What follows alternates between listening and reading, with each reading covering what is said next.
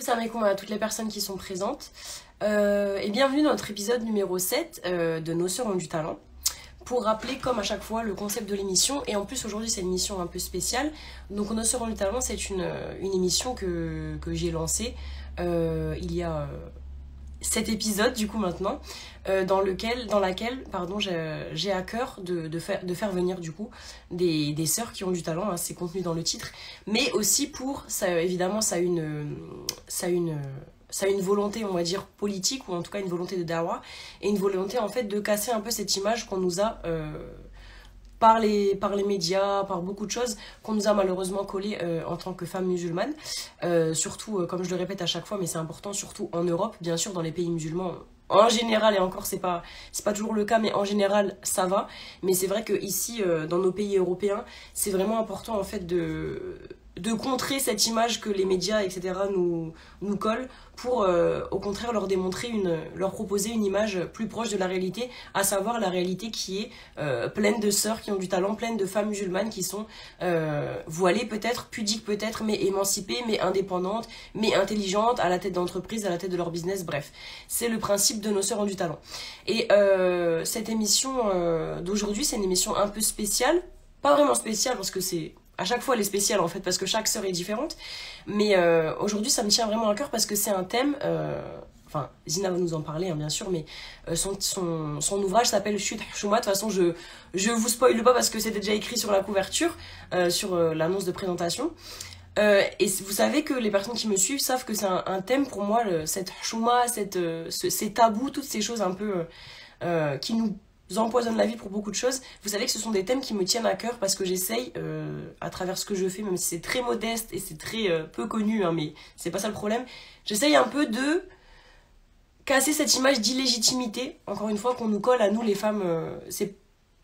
C'est pas forcément volontaire, mais même que nous on se colle des fois en tant que voilée. Ah bah j'ai le voile, je vais pas forcément faire ça, c'est un peu chouma, c'est un peu bah non quand même je suis une femme voilée, voilà, des choses qui n'ont pas lieu d'être et qui même islamiquement ne sont pas justifiables.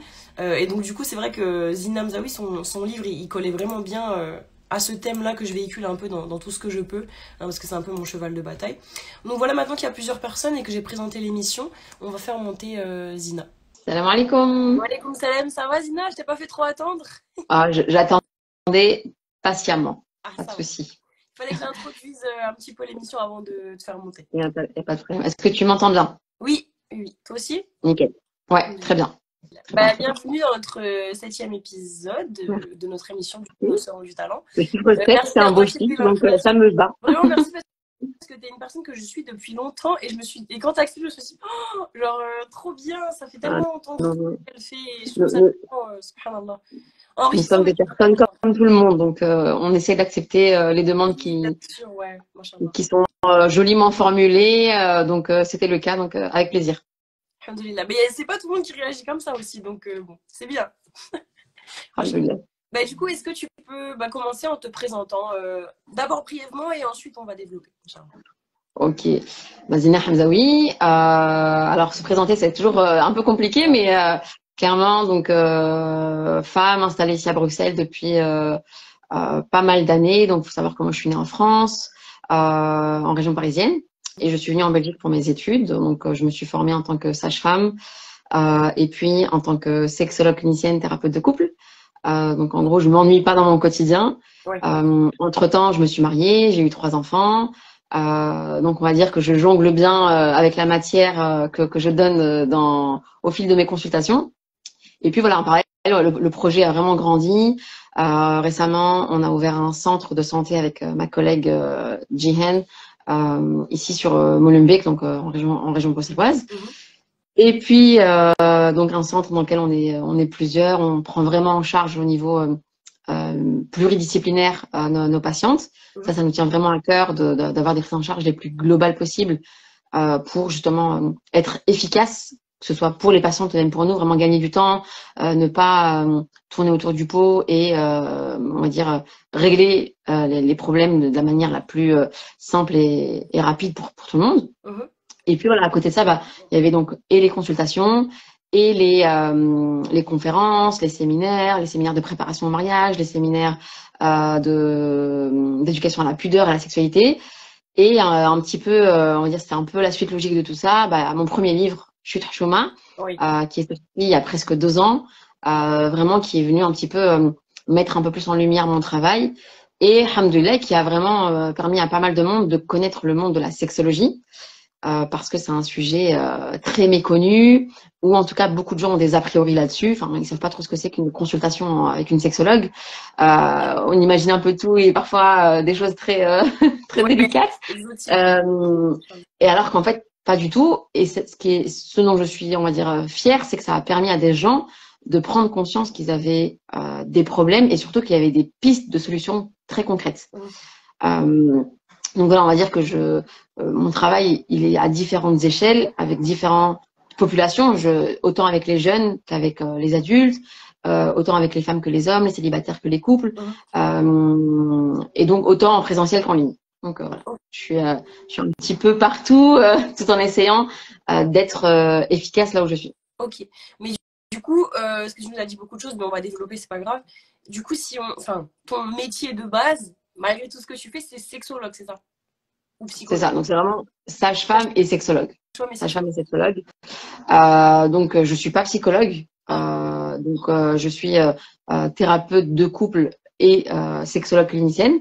Donc, il faut savoir que le titre de sexologue clinicienne, il est ici, il commence à être reconnu en Belgique. Donc, ça veut dire on a une association qui est la SSUB. Donc, c'est la Société des sexologues universitaires de Belgique. Donc, c'est ok. vraiment des personnes qui ont eu un parcours reconnu au niveau universitaire qui peuvent prétendre à ce titre-là.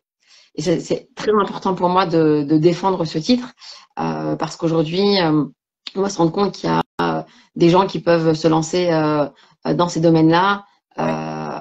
avec parfois aucune formation, juste parce que voilà, c'est un sujet qui va faire du buzz, c'est un sujet Ouais. qui attire, c'est un sujet parce que malheureusement il y a la souffrance en face, et ben qui va permettre à des personnes de s'autoriser à recevoir en consultation, en accompagnement, etc. Alors que il n'y a pas de gage de sérieux derrière. Ouais. Donc là, c'est vraiment important aussi. S'il y a quelques messages que je peux vraiment partager aujourd'hui, c'est de vraiment demander aux personnes qui vous accompagnent leur formation, leur diplôme, leur parcours, et de pas faire confiance aveuglement à n'importe qui, même si ce sont des personnes qui ont des dizaines de milliers de followers sur les réseaux. Ouais, ça, c'est un gros problème que tu soulignes. C'est même parce que tu dis par rapport au buzz, à un peu la hype du moment, il y a eu beaucoup de sœurs, après je les incrimine pas, hein, mais ou en tout cas de femmes qui ont proposé comme ça, tu sais, des coachings, de développement personnel, ce genre de choses, et il y a eu beaucoup de ratés, quoi. Enfin, il y a eu beaucoup de déceptions. En fait, on se rend pas compte que c'est la santé mentale des gens que tu prends en charge, tu vois, c'est chaud quand même. Tout à fait. Enfin, La santé mentale, et c'est un sujet que tu amènes qui est très délicat, auquel on est peu sensibilisé et qui peut faire encore plus de dégâts quand c'est mal pris en charge. ouais, voilà. Donc déjà qu'il y a beaucoup de personnes qui ont du mal à franchir la porte on va dire pour entamer une thérapie, parce que voilà, c'est arrivé quelque part face à une ou un inconnu et dire j'ai un problème et j'ai envie d'être accompagnée. Donc ça, c'est un énorme travail déjà pour la personne. Mais alors si en plus de ça, la prise en charge elle est mauvaise, Ouais, on peut perdre cette patiente ou ce patient pendant des fois des années. ouais. C'est-à-dire que on fait plus de mal que de bien. Donc, c'est vraiment important. On ne se lance pas dans l'accompagnement quand on n'est pas outillé. Ouais. Donc, message pour les thérapeutes. Et à côté de ça, message pour monsieur, madame, tout le monde. Ouais, C'est si vous rencontrez des difficultés, n'hésitez pas à vous faire accompagner. Il y a beaucoup de professionnels de la santé qui sont disponibles. Euh, et je sais que c'est pas évident. Et encore plus dans les sujets on va dire, qui sont liés à la sexualité. Mais vraiment, ne restez pas avec des problèmes liés à des souffrances intimes. Mhm. Et surtout, nous, en tant que musulmans, on peut le dire, hein, c'est un peu le but, enfin le thème, c'est très grave en fait de prendre en charge quelqu'un ou quelque chose sans avoir les compétences parce que derrière, tu vas rendre compte à Allah en fait du mal que tu Oui, as pu engendrer. Donc c'est une amana qu'il faut prendre au sérieux, vraiment. c'est vraiment ça. En fait, c'est prendre conscience que dans la thérapie aussi, on doit avoir une éthique. Ouais, On doit répondre à certaines règles, on doit respecter certaines règles et avoir cette conscience de bien prendre en charge, de connaître nos limites. C'est un des points qui, pour moi, pose le plus problème dans les accompagnements. C'est qu'il y a des gens qui, à un moment donné, des thérapeutes qui, à un moment donné, se rendent compte qu'ils n'ont plus les outils pour aller plus loin, qui n'ont plus les compétences pour aller plus loin. Et malgré ce fait-là, eh ben, vont continuer à recevoir les personnes parce que ça fait de l'argent, parce que voilà, ça leur donne confiance en eux, en fait, de se dire, voilà, les gens continuent à venir me voir, donc c'est que mon travail vaut quelque chose. La Alors limite, que non, elle en est fait, pas du tout. C'est difficile vraiment. en fait, à reconnaître tes limites et à arrêter. Je pense que ça doit être difficile. Mais c'est pas Et pour moi, épuisable. c'est le début du travail de thérapeute et de tout professionnel de la santé, même professionnel tout court, c'est de savoir quelles sont mes compétences et qu'est-ce que je peux apporter. Oui. À partir du moment où j'ai conscience de ça, je vais pas aller au-delà de mes limites et surtout, je vais pas mettre en danger les personnes qui sont venues de base me faire confiance. Ouais, c'est ça. Il faut avoir une certaine humilité aussi. Machallah. Et ça fait partie des valeurs. Et quand on dit qu'on a une éthique à suivre, dans l'éthique, c'est l'humilité, c'est une des valeurs à développer. Après, voilà, aujourd'hui, on a parfois. Alors, autant il y a le syndrome de l'imposteur, autant il y a le syndrome du sauveur. Ouais. Tu vois, ou quand les gens vont t'envoyer un message de s'il vous plaît, je découvre ton travail, il faut absolument que tu me sauves, mon couple est au bord du divorce, j'ai un gros problème depuis des années et je sens que toi, tu vas m'aider. Si là où le thérapeute sent que c'est pas conforme à ses principes, que elle n'a pas ou il n'a pas le bagage pour, bah, c'est important de dire j'entends ton problème, j'entends ta souffrance et merci de m'avoir fait confiance pour ça et je te réfère. Ouais. Ça aussi, c'est un bon signe qu'un thérapeute fonctionne avec éthique, c'est qu'il travaille en réseau. Tu vois, c'est que voilà, par exemple, il y a des personnes qui viennent me voir et des fois, dès le premier rendez-vous, je dis en fait, voilà, ma prise en charge va s'arrêter là et je vais vous référer à tel médecin, à tel psy, à tel autre thérapeute qui, pour moi, est beaucoup plus légitime dans votre situation de vous accompagner.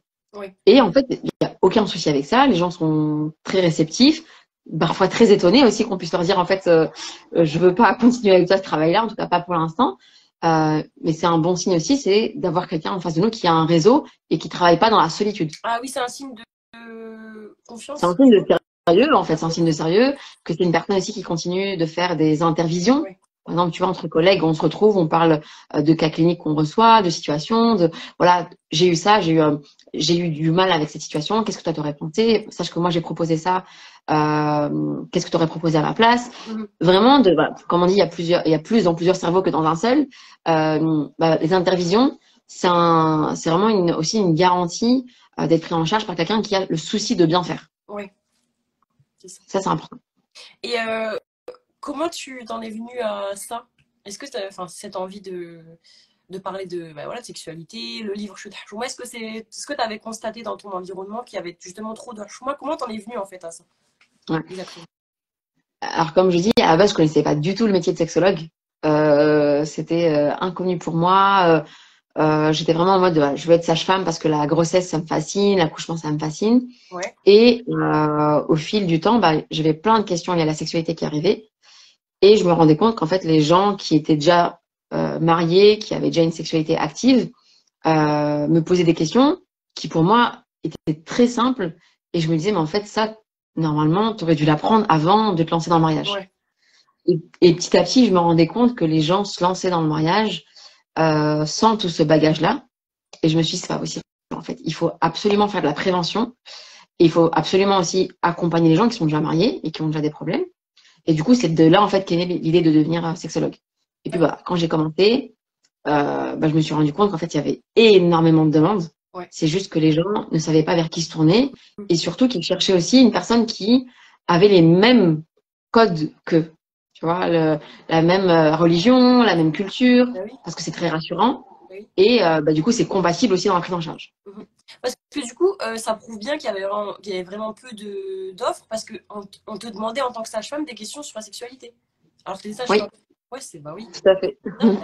Et je pense que les gens en profitaient pour poser leurs questions parce que peut-être parce que si j'amenais le sujet, tu vois, par exemple, moi, j'ai aucun tabou en tant que sage-femme à poser la question à mes patientes et à leurs conjoints. Comment se passe la sexualité pendant la grossesse? Est-ce que c'était un bébé qui a été conçu naturellement ou est-ce que vous avez fait appel à la PMA, donc à la procréation médicalement assistée? Est-ce que vous avez réfléchi à votre contraception pour l'après-accouchement?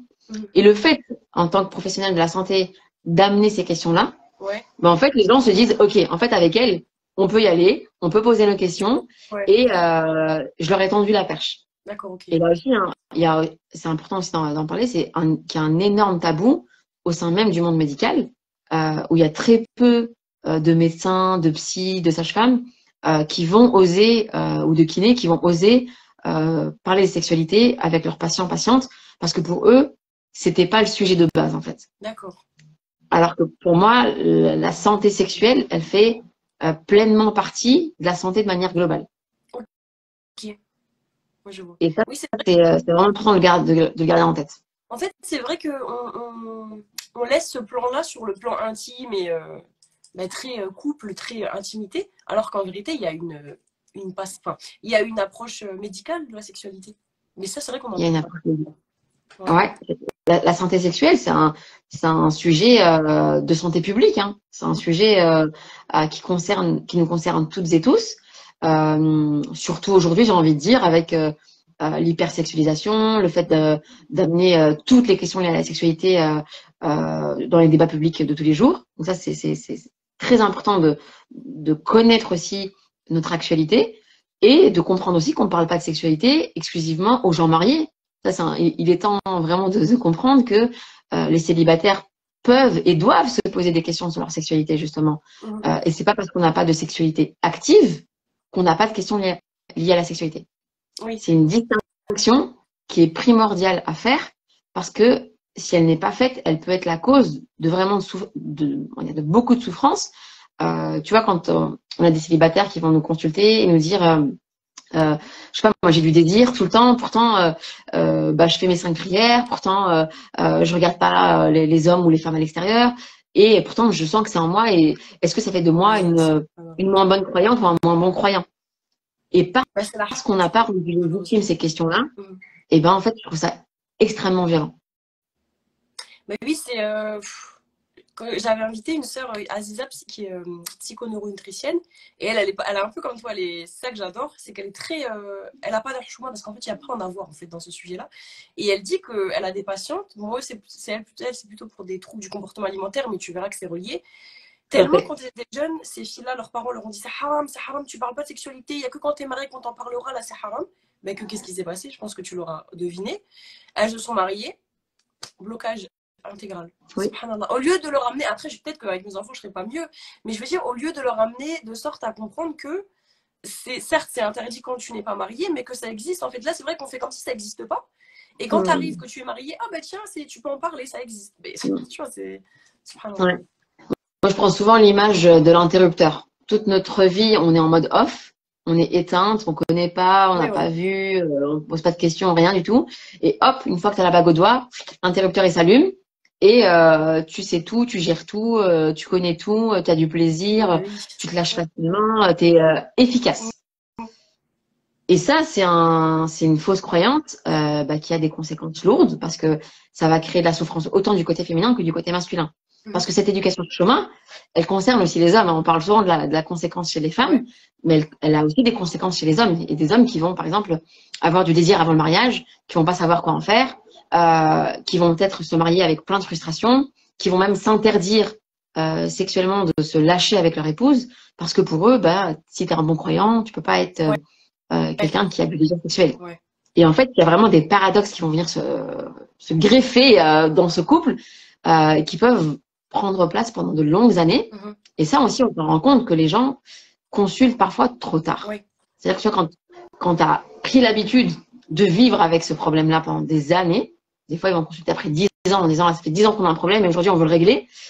Et ben, c'est dur de désinstaller un logiciel et Oui. d'en installer un nouveau. Subhanallah. Alors que D'où c'est vrai que l'importance de la prévention. là, ce qui est en plus paradoxal, c'est que Allah, il nous dit avec votre épouse, enfin, il n'y a aucune limite, enfin, il y a des limites, vous avez compris, mais il y a aucune limite en fait. C'est même une adoration, subhanallah, de prendre du plaisir avec son épouse ou son époux. Donc, c'est vrai que c'est dommage en fait, quelque part. C'est plus que dommage. C'est vraiment, d'une part, c'est très triste et d'une autre part, c'est extrêmement violent, en fait, ce qu'on impose aux gens. Et c'est aussi, malgré eux, en fait, ils vont croire que vraiment en islam, c'est soit tu es un bon croyant, une bonne croyante, soit tu as une sexualité au top Équilibré. avec du fun. Ouais. Euh, Alors qu'en fait, non, les deux, ils sont compatibles. Et c'est de pouvoir aussi comprendre que l'islam nous enseigne à ce niveau-là. Mhm. Qu'il y a vraiment des versets explicites sur la sexualité. Ouais. Que le prophète, sallallahu alayhi wa sallam, pour moi, ça a été le premier sexologue. Tu vois, on nous parle à chaque fois du début du XXe siècle avec les découvertes liées à la sexualité. Il y a 14 siècles, il y avait déjà des enseignements en fait Mhm. sur ce sujet-là. Mais voilà, on ne voit que ce qu'on veut voir finalement. Bien sûr. Et quand on a un vrai retour aux sources, et ben on va prendre conscience qu'il y a un bagage en fait dans notre héritage islamique qui est tout à fait compatible avec une vie sexuellement épanouissante. Mhm. Mais encore faut-il le savoir. Et d'où l'intérêt aussi dans nos prises en charge de comprendre la culture et le culte, donc la religion de nos patientes et de nos patients, Ouais. pour pouvoir finalement discuter avec eux, créer un pont et leur dire, OK, en fait, d'abord, on va faire une mise à jour concernant tes connaissances liées à la sexualité en islam, Ouais. liées au couple en islam. Et puis là, hop, on va démarrer. Et quand on a fait ça, Ouais. OK, en fait, la confiance, elle est plus vite installée et ben, on est beaucoup plus efficace dans nos accompagnements. Et est-ce que tes patients, ils sont pas un peu. Est-ce qu'ils te font pas comprendre, ou alors ils te disent pas carrément ce que ça t'est déjà arrivé qu'on te dise, mais t'es juste ma sexologue, pourquoi tu viens me parler de religion, tu sais, en mode qu'est-ce que t'as à m'apporter, c'est un peu de leur cable, comme ça déjà arrivé, qu'on te remette à ta place, c'est pas l'expression, mais tu vois. Non. Alhamdoulilah, ça m'est jamais arrivé, je pense, parce que peut-être que les gens aujourd'hui, avant de venir consulter quelqu'un, ils font des recherches. Ouais. Beaucoup de gens ont soit lu mon livre, ont soit vu mes vidéos. Et donc, avant de venir, ils savent qui est-ce qu'ils vont avoir en face. Ouais. Et du coup, il y a déjà toute une partie du travail qui est déjà faite, tu vois. Ça fait gagner du temps. Et encore une fois, quand ils arrivent, en général en thérapie, il y a déjà le lien de confiance qui s'est déjà installé. Déjà installé, ouais, ok. Donc, et ça, c'est et les gens comprennent vite. Hein, si vous êtes venu me voir, comme je leur dis pour les taquiner, vous n'avez pas été voir Marion ou Aurélie, tu vois. Dans le sens, si vous êtes venu me voir, c'est que la religion, c'est important pour vous. Ouais, Très souvent, bien sûr. En fait, je suis venue vous voir parce que je sais que voilà, l'islam, c'est important pour vous. Ça fait partie de votre éthique. ouais. Et je sais qu'il y a des choses que je vais pas avoir à expliquer. Mhm. Et ça, dans Oui, la prise en charge, c'est plus- c'est hyper efficace. Ouais. Hyper.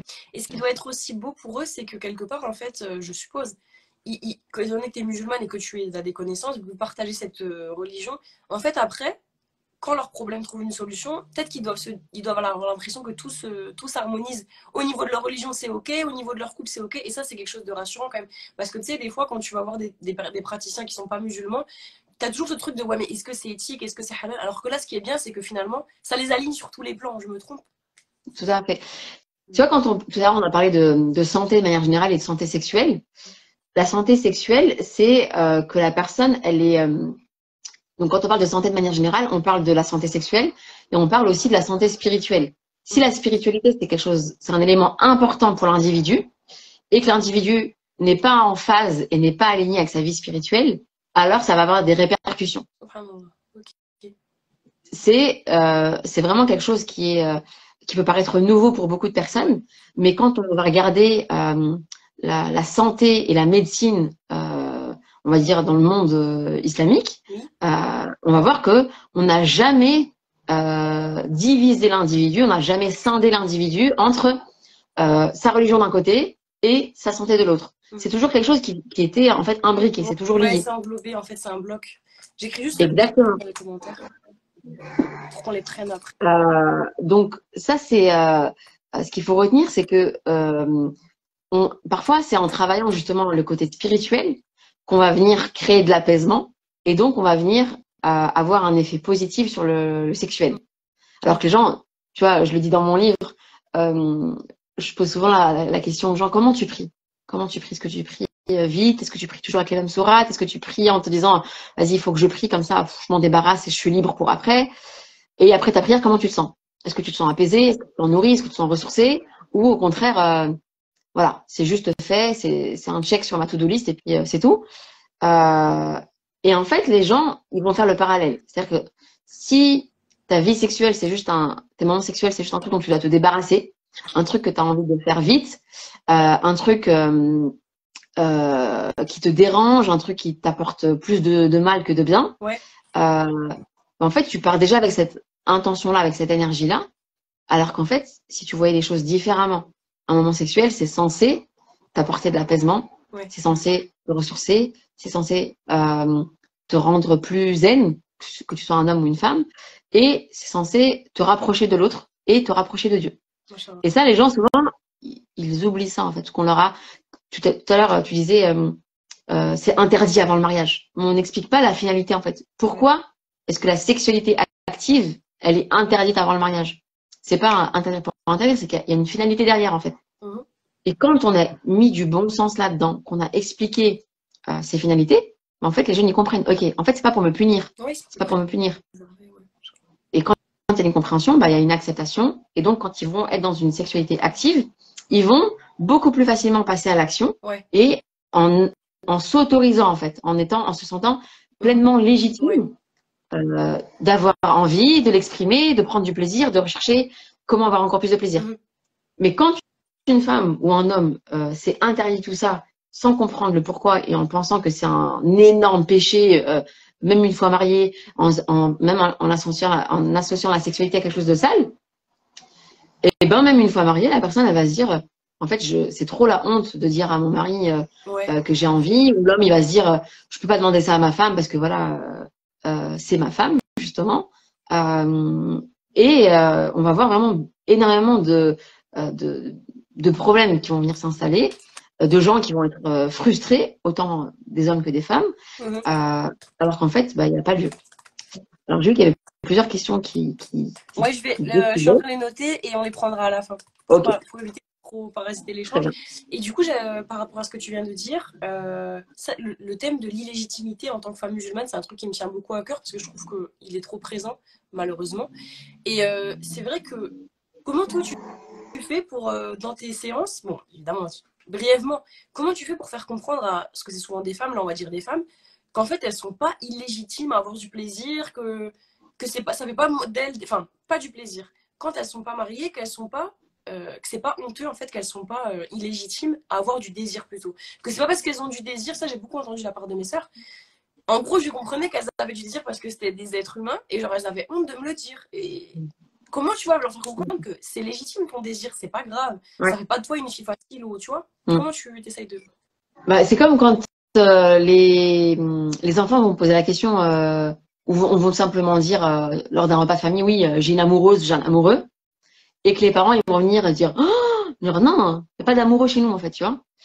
En fait, déjà à cet âge-là, dans la petite enfance, on peut venir en tant qu'adulte rendre illégitime un désir involontaire. D'accord. Tu vois. Et quand depuis que tu es petite, là tu parlais en tant que femme, depuis que tu es petite, on te dit non, ça n'existe pas. Ouais. Ben, à un moment donné, tu vas à la limite être en combat, en guerre contre toi-même. Ouais. C'est un truc que tu peux pas contrôler. C'est un truc qui arrive vraiment involontairement. Bien sûr. Et tu te retrouves à être dans un conflit interne de ok, j'ai pas le droit à ça, mais c'est plus fort que moi. Donc j'ai envie de combattre un truc, mais sur lequel j'ai pas de pouvoir en fait. Alors après, c'est pour ça qu'il faut faire la distinction entre le désir qui est involontaire et le désir qui est, on va dire, nourri et entretenu. Ouais, d'accord. Okay. Tu vois, il y a une distinction. Et pareil, bah, tout à l'heure, tu parlais des TCA, donc les troubles du comportement alimentaire. Il y a énormément de liens entre les TCA et les troubles sexuels. Quand le désir sexuel n'est pas reconnu, n'est pas légitimé et n'est pas assumé, et ben, aux yeux de la société, c'est plus facile d'avoir des TCA, tu vois, que d'exprimer un désir. Ouais, exactement. Et en fait, on va voir que, bah, après, voilà, s'il y a un désir qui a pas été reconnu ou qui a été une souffrance sexuelle qui a été tue, par exemple, voilà, une jeune fille qui a subi des attouchements sexuels, et ben plutôt que de parvenir à le dire parce qu'elle est dans une famille où il n'y a pas eu en fait cette ouverture liée au dialogue autour de la sexualité, elle va pouvoir malgré elle en fait exprimer sa frustration et sa souffrance, par des troubles du comportement alimentaire. Ouais, c'est ça. ou C'est les le troubles du liaison. sommeil ou autres. Mais en tout cas, l'expression, elle va être différente parce que socialement mieux Ouais, acceptée. ouais, c'est ça. Bah, tu sais, Alicia, D'accord? dont je t'ai parlé tout à l'heure, pareil, mais c'est quelqu'un qui a fait machallah, beaucoup d'études et on voit c'est vraiment son domaine. Et elle disait que pareil, elle avait rencontré aussi des patients donc, qui souffraient de TCA et qui, en fait, toujours le même schéma, subhanallah, tellement on leur avait dit tu dois pas être désirable, tu dois pas attirer, tu dois pas être fitna enfin, pour les hommes, et ben, elle s'était mise à manger, manger, manger inconsciemment pour devenir la moins désirable possible. Je suis pas en train de dire que les femmes rondes sont pas désirables, vous avez compris. Mais, et tu te dis, subhanallah, tout ça parce que depuis qu'elle est petite, je pense, on fait que lui marteler que tu dois être pas désirable en fait, tu dois pas être un objet de désir. Donc, elle s'est Oui. un peu auto-gâché son physique, auto-saboté pour Mmh. répondre à quelque chose de non désirable. C'est incroyable quand même, subhanallah. Oui. Le pouvoir de l'inconscient Ouais, et le pouvoir de l'héritage, en fait, de ce qu'on va transmettre. Qu'est-ce que je transmets à ma fille? Qu'est-ce que je transmets à mon fils? En termes de comment bien être avec soi, comment bien être avec les autres, comment accepter sa part de féminité, en fait. À ouais, force d'avoir voulu éteindre toute féminité, ouais, on se retrouve des fois avec des femmes qui, pour elles, être féminine, c'est malsain. ouais, c'est pas bien, ouais. Tu vois, parce que justement, elles veulent, comme je disais, être le moins désirable possible. Mhm. Et bah, souvent, bah, quand tu as installé ce logiciel malgré toi depuis l'enfance, on va dire adolescence, et surtout par exemple quand elles vont avoir leurs premières règles, quand elles vont avoir des formes, quand elles vont avoir la poitrine qui va sortir, se développer, etc. Elles vont tout camoufler, Ouais, jusqu'à même une fois mariées, bah, tout camoufler encore. Ne ouais. pas accepter d'être l'objet du désir de l'autre. Mhm. Tu vois, et là, on peut tomber dans un autre extrême de dire voilà, moi je veux absolument pas, limite ça me dégoûte que mon mari il ressent du désir quand il me regarde. Ouais, Tu vois, j'ai pas envie d'être un objet sexuel. tellement c'est, En fait, ouais. il y a un monde en fait entre les deux. Hein. Mhm. Mais voilà, d'où tout le travail pour revenir à ta question qui était excellente de comment permettre à une femme de se sentir légitime dans sa sexualité. Bah d'abord, on va d'abord travailler sa légitimité même au sein de la société. Tu sais, quand tu viens d'une famille où les femmes, elles n'ont pas leur mot à dire, où on les a toujours fait taire, où on leur dit non, mais de toute façon, toi, tu racontes n'importe quoi. C'est pas anodin, ces phrases-là. Ouais, Hein. ouais, c'est pas C'est-à-dire que même dans leur couple, et qui plus est dans la sphère intime, elles vont pas se sentir légitimes de dire qu'elles n'ont pas envie, ou qu'elles meurent d'envie, ou qu'elles aimeraient faire autrement, ou qu'elles ont des idées sexuelles. incroyable comment tout Ouh est là lié. là, surtout pas. Ouais. Et en sexothérapie, ben, en fait, on va faire tout ce travail-là. Alors, un travail, il y a des accompagnements qui vont être une séance. Hein. Ah oui, c'est possible.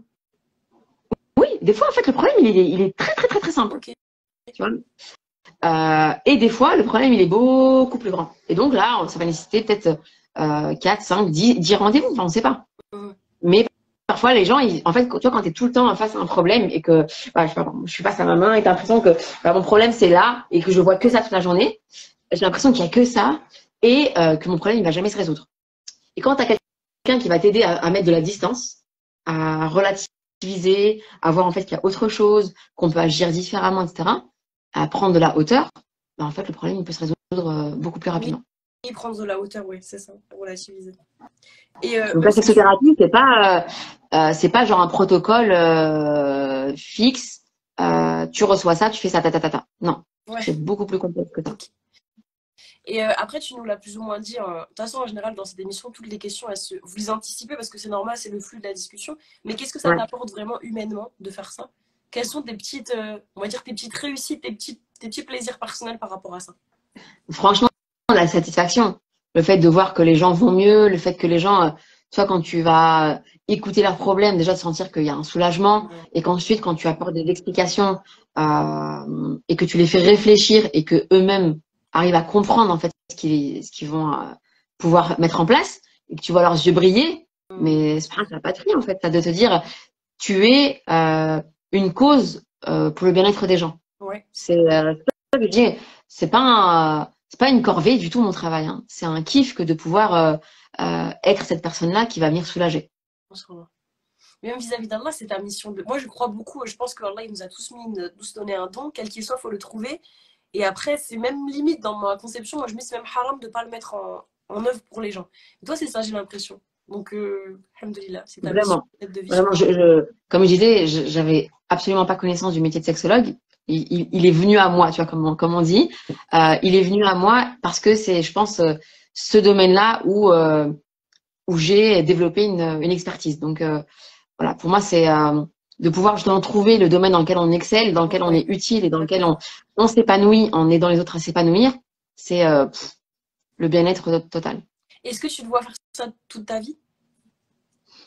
Inch'Allah. Oui, oui, je pense vraiment toute ma vie. Donc après, toute ma vie, c'est relatif hein, Oui, en termes d'années. Je pense qu'un des gros avantages que j'ai dans ma pratique, c'est que j'ai pas deux journées qui se ressemblent. C'est-à-dire que je vais jongler entre la thérapie individuelle, en couple, les séminaires, les conférences, les ateliers, l'écriture du livre. Je m'ennuie pas en fait. Et donc, ouais, il y a tellement des accompagnements qui sont différents que c'est pas du tout ouais, monotone. Et c'est ça, je pense, qui va me permettre de pouvoir tenir sur du long terme. ok. Et à quel moment tu vas nous parler du livre? Du coup, ça arrive à quel moment dans ton parcours? Ça, c'est le. Alors, Enfin, pendant le confinement, c'est vraiment le moment où j'ai carburé dans l'écriture. C'était depuis longtemps hein, quand j'animais les conférences et que même au fil des consultations, les gens disaient mais ça, ce serait tellement bien que vous puissiez l'écrire. ouais, Et tu vois, donc les gens disaient ça et moi, pendant les consultations, bah, je prends des notes. Et donc à chaque fois, j'avais des phrases qui m'interpellaient, qui me marquaient. J'écrivais et puis un jour, je me suis dit voilà, hop, je rassemble toutes mes notes. Et puis je me suis dit voilà, maintenant il faut que j'écrive. Et c'est comme ça que l'idée est née en fait. ok. Et est-ce que tu as reçu comment dire, des commentaires un peu désobligeants? C'est honteux, une femme voilée qui parle de sexualité. C'est vrai, subhanallah, je suis Ouais. choquée. Alors ça, j'ai vu une fois, il y a une librairie qui avait indiqué que mon livre était en vente au sein de leur librairie, et il y a eu des messages vraiment en mode et vous semblez être fiers d'afficher ça, c'est vraiment la honte de pouvoir mettre ça entre des livres religieux, alors qu'en fait, Subhanallah. donc j'ai répondu poliment en disant je vous invite sincèrement à le lire. Je pense que je Oui, pense que justement il y a des choses à déconstruire. C'est une croyance aussi hein, que voilà quand on parle de sexualité c'est pour dévergonder, c'est oui, pour voilà. parce qu'on est pervers, alors qu'en fait pas du tout. Hein. Au contraire, c'est justement pour trouver un équilibre, pour Ouais. être apaisé et et si c'était de la perversion, comment est-ce qu'on peut dire que le prophète sallallahu alayhi wa sallam avait une vie sexuelle en fait? À un Bah moment oui, donné, bah oui. euh, c'est très grave que d'avoir de tels propos. Mhm. Subhanallah. D'accord, mais Mais sinon, je suis contente pour toi, évidemment, mais je suis étonnée parce que j'ai l'impression que quand même, bah voilà, c'est très mal vu quand même de parler, d'être une femme déjà et de parler sur les réseaux en étant voilée, c'est très mal vu. Mais alors en plus de parler de ça, mais bah, alhamdoulilah, c'est bien en fait.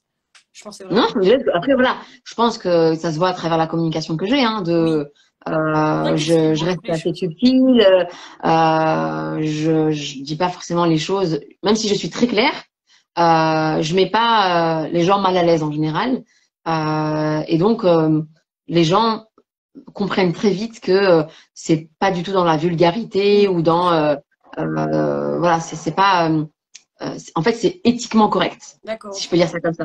ok. Si je peux dire ça comme ça.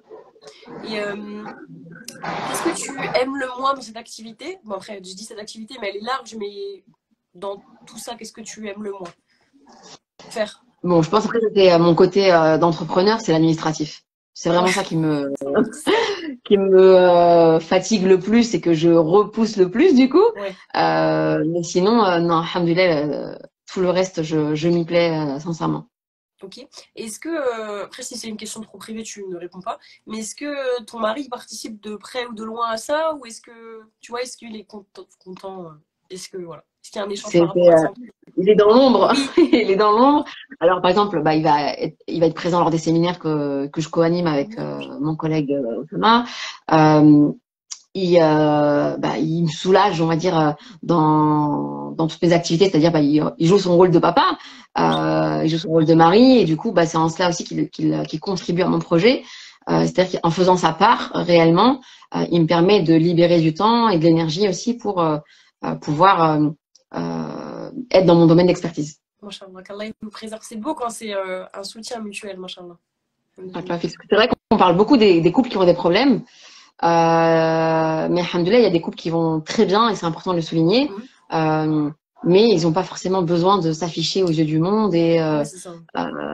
Mais voilà, pour les célibataires qui sont là aujourd'hui ou qui écouteront le live plus tard, c'est d'avoir en tête que des couples heureux, ça existe et il faut Bien juste, sûr. on va dire, s'entourer d'eux et de pouvoir s'inspirer d'eux.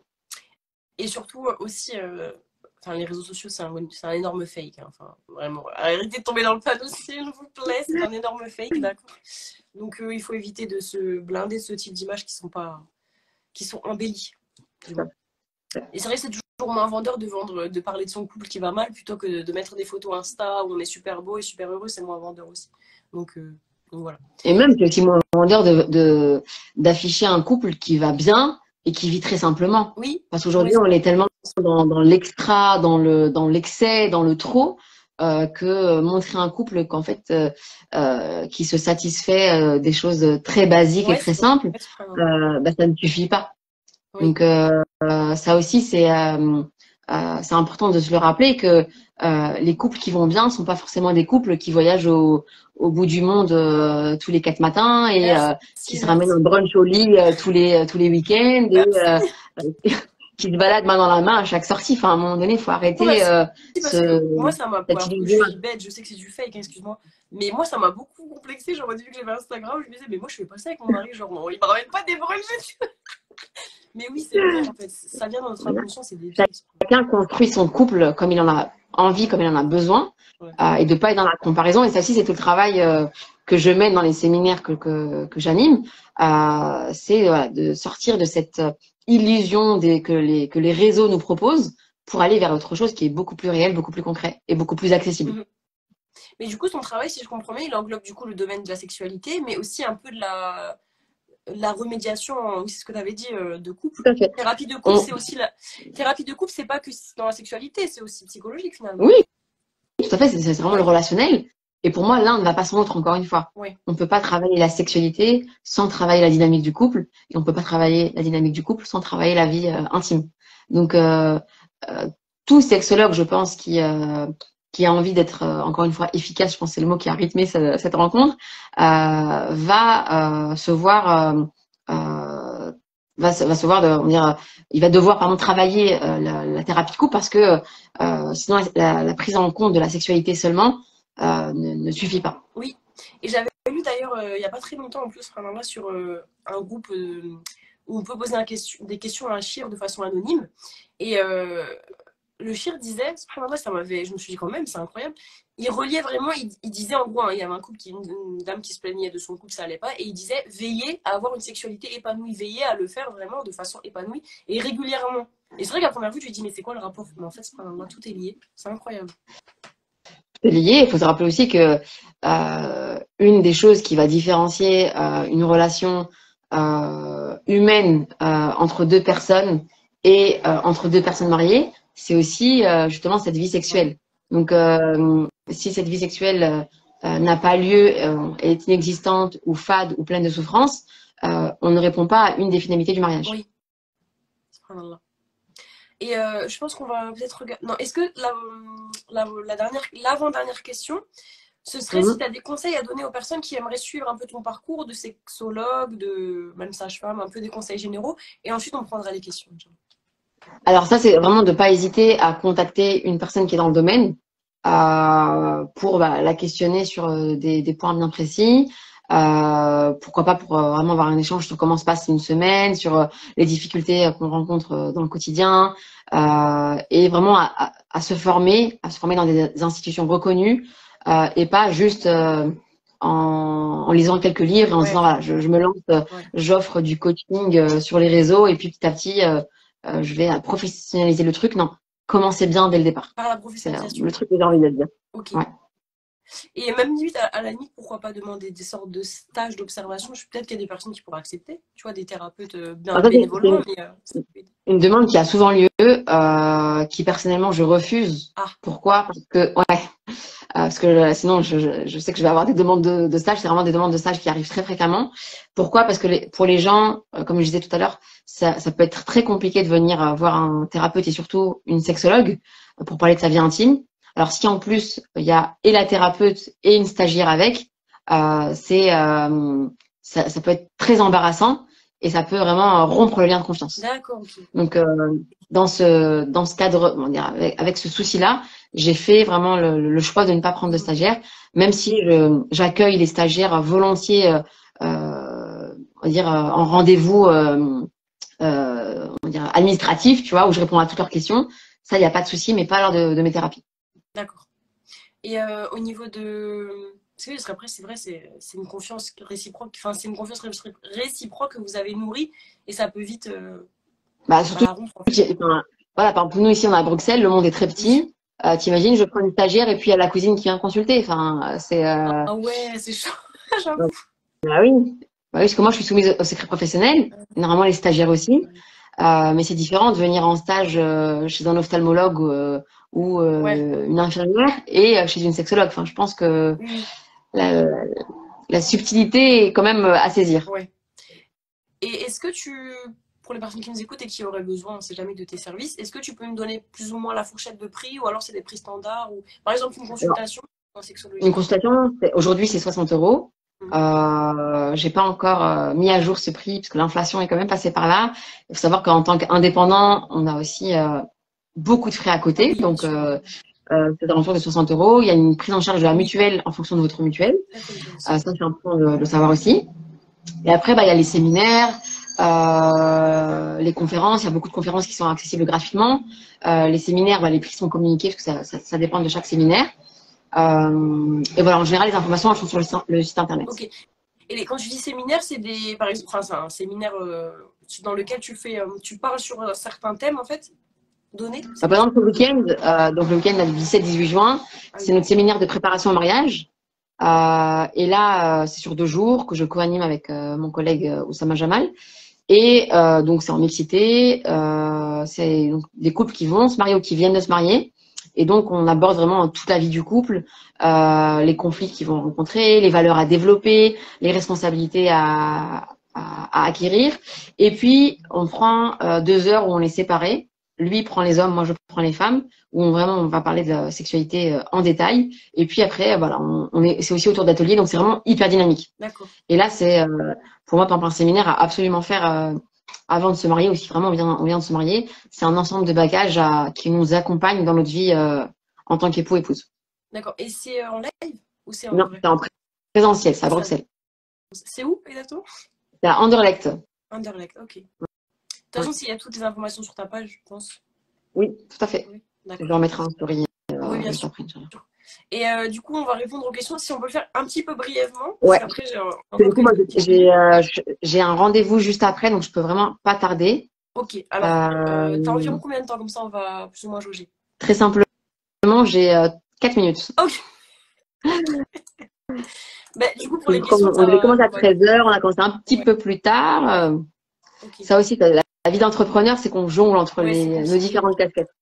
Ben, du coup, c'est pas grave. Allez lui poser, ça c'est pas dérangeant si ils viennent te poser des questions en privé, les personnes qui ont Ça dépend des questions. de l'ordre des questions. Il y a des questions qui sont de l'ordre de la consultation. Donc, Oui, il n'y a absolument pas de souci pour des questions de manière générale.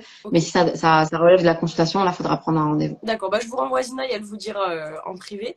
Et quand même, le moment un peu le plus important, entre parenthèses, enfin, la spéciale notion du talent, c'est du coup que tu nous donnes un compte de sœurs que tu as apprécié, que tu apprécies, que tu as apprécié.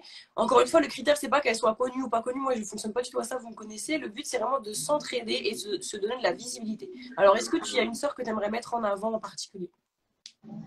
Alors, il y en a beaucoup, beaucoup, beaucoup. Oui, je doute. Mais je pense, alors, roulement de tambour, je pense particulièrement à Conso Muslim. Ouais. Donc, c'est une consoeur qui est médecin et qui fait un énorme travail sur les réseaux, sur Oui. son site internet, pour justement vulgariser la santé un maximum et avec une particularité autour de l'accompagnement sur la gestion du stress. Donc, voilà. Est-ce que Donc, tu un peux petit big up l'identifier ouais. pour qu'on voit comment Donc, ça c'est s'écrit? Conso Muslim. Et c'est une personne que tu as rencontrée dans la vraie vie ou pas? Oui, je l'ai rencontré dans la vraie vie. Alors, attends, parce qu'il ne veut pas se mettre Conso Muslim. Je l'ai rencontré dans la vraie vie. Ok. Voilà. Donc, ah, super, c'est comme j'avais trouvé, comme j'avais écrit. Donc, ce qu'on s'engage à faire, c'est de lui faire de la publicité. Donc là, juste après le live, si tu peux essayer de l'identifier cette semaine, quelques fois dans la semaine, ça serait bien pour lui donner un peu de visibilité. Après, ce que je propose, mais ça, c'est entre vous. Si tu veux, lui offrir une séance de sexothérapie, je sais pas comment on dit, de thérapie de couple, ou simplement t'en restes à la publicité, ça c'est entre vous, mais voilà, il y a toujours ce truc-là d'inter-échange entre nous, si on peut. Tu vois, la première sœur qui était venue, elle avait offert une séance, 1 heure d'arabe gratuit, c'était une prof d'arabe, à une sœur, à cette sœur-là qu'elle avait identifiée. Donc voilà, tu verras avec Alors, ça, elle. c'est une particularité aussi des sexologues, c'est qu'on ne prend pas les amis en thérapie. Ah ok, c'est compliqué du coup. Ok. Parce que du coup, sinon, tu vois les gens différemment Ah oui, dans la sphère privée. Et surtout parce que voilà, pour pas faire de mélange entre ma vie privée et ma vie professionnelle, ok. c'est une décision qui est mûrement réfléchie. Après, tu peux de lui faire de la publicité, c'est déjà très bien. Oui, Mais oui, voilà, le but de avec cette plaisir. émission, c'est vraiment d'essayer de s'entraider au niveau de la visibilité. Okay. Est-ce que tu auras un mot de la fin à dire en 5 secondes, du coup? Bah, je pense pour revenir sur un point qu'on a abordé, c'est vraiment, j'invite chacun et chacune, parce que j'ai vu quand même aussi pas mal d'hommes qui ont rejoint le live, à trouver vos compétences qu'Allah subhanahu wa ta'ala vous a données, à les développer et à en faire un domaine d'expertise dans lequel vous pourrez être utile au plus grand nombre. Inch'Allah. Exactement. Allah il nous a créé pour qu'on puisse se servir de ce qu'il nous a donné au service de la Oumma, au service de sa religion. Donc, cherchez ce qui vous anime, cherchez ce qui vous passionne et bismillah. Merci beaucoup Zina pour ce live. C'était une émission, je Merci le à savais, toi. qui était très très intéressante, machallah. Juste pour les personnes qui nous ont regardé, vous pouvez le retrouver en replay pendant quelques temps sur ma page et sur YouTube d'ici à quelques jours, Inch'Allah, au plus vite. Donc voilà, et puis Zina Mzaoui, donc co-naissance. Je vais l'identifier dans mes prochaines stories. N'hésitez pas à la suivre et à donner de la force parce qu'on est là pour ça en tant que musulmans. Inch'Allah. Merci beaucoup, à très bientôt, Inch'Allah. Merci, Salam alaikum. Salam alaikum. Barakallahu fik. Merci.